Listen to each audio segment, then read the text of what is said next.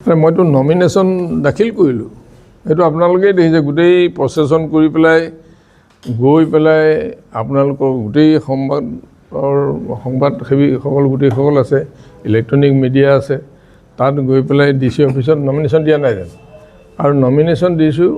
এইটো আমাৰ পাৰ্টিৰ নিৰ্দেশত দিছোঁ এইটো পাৰ্টিৰ 26টা সিট বাছনি কৰি পেলাই সভাপতিয়ে চহী কৰি যি তালিকা দিছে পঠাইছে তেখেতসকলৰ নিৰ্দেশত আমি নমিনেশ্যন দাখিল কৰিছোঁ তো তাত আৰু অন্য কথাটো থাকিব নোৱাৰে মই ভাবোঁ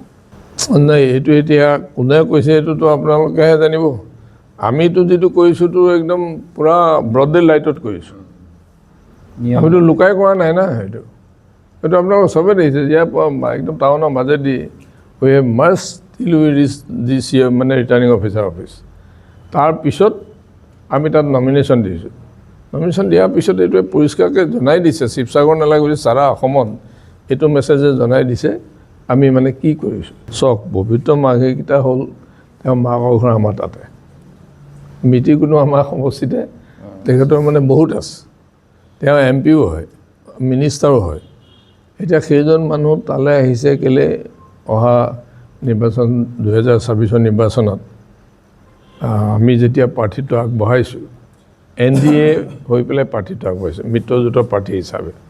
প্ৰাৰ্থীত্ব আগবঢ়োৱাৰ পিছত তেখেত আহিছে কথা বতৰা পাতিছে শুভেচ্ছা জনাইছে আৰু আমাৰ যাতে ভাল হয় ফলাফল সেইটো তেখেতে উইচ কৰিছে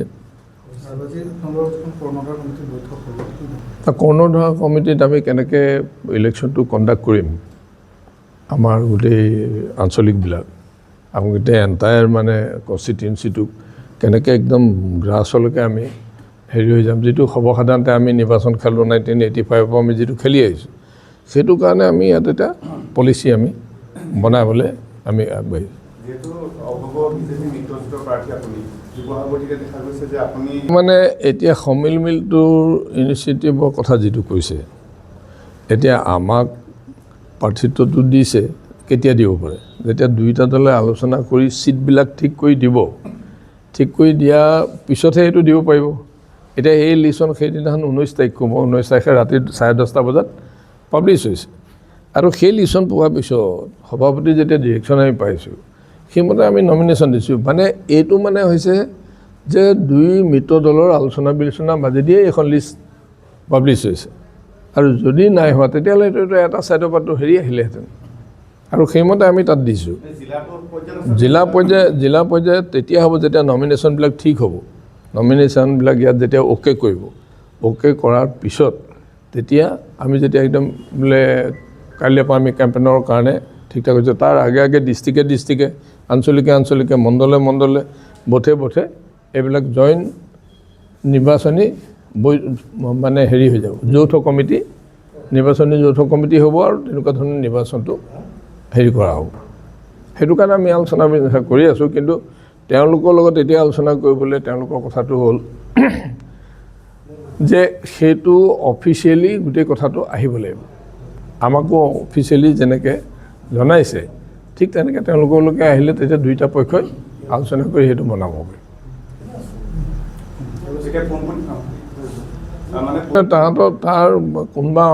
মানে প্ৰাৰ্থীত্ব দিয়া নিদিয়াৰ লগত কথা নাই মইতো আমাৰ নিজৰ পাৰ্টি আছে পাৰ্টিৰ পিনৰ পৰা যিটো ডিৰেকশ্যন আহিব আৰু মানে মিত্ৰতাটো মেইনটেইন কৰি আছে পাৰ্টিয়ে এতিয়া পাৰ্টিয়ে কৰাৰ পিছত বিজেপিয়ে নিৰ্দেশ দিব আৰু AGPয়ে নিৰ্দেশ দিব তেনেকৈ কাম চলিব মোৰ গুৰিলে প্ৰভুসকল মোৰ গুৰিলে এনেকুৱা ধৰণৰ কোনো কথা অহা নাই আৰু আমি এতিয়া আপোনালোকক যিটো কৈছোঁ যে আপোনালোকক লগত লৈয়ে আমি নমিনেশ্যন ব্ৰড ডে লাইটত তাত দিছোঁ আৰু তাৰ পৰা জনা যায় যে আমি নিৰ্বাচনৰ কাৰণে সম্পূৰ্ণৰূপে প্ৰস্তুত আছোঁ আৰু মিত্ৰজোঁটৰ প্ৰাৰ্থী হিচাপে নমিনেশ্যন দিয়া হৈছে নাই ঠিক আছেনে এতিয়া